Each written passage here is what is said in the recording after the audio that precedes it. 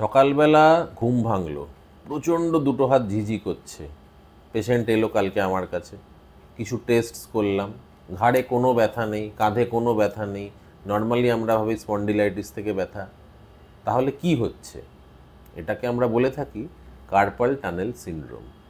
Carpal tunnel syndrome একটি অত্যন্ত common disorder, যেটা অনেক সময় আমাদের এজের লোকজনেরও হয়েছে, এল্ডারলিতেও হয়, ইয়াং এজেও হয়।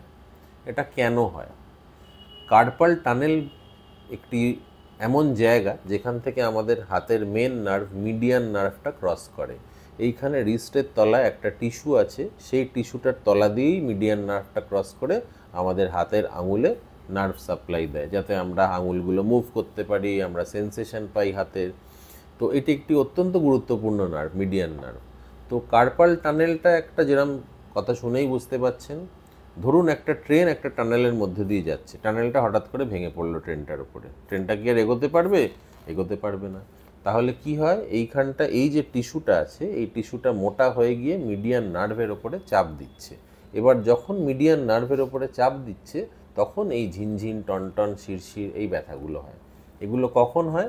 এগুলো মোস্টলি রাতে ঘুম থেকে ওঠার পরে সকালবেলা হয়, যখন after a period of inactivity, যখন আঙুলের কোনো মুভমেন্ট নেই, এই শিরাগুলো মুভ করছে না এবং নার্ভটা খুব ভালোভাবে কম্প্রেসড হচ্ছে।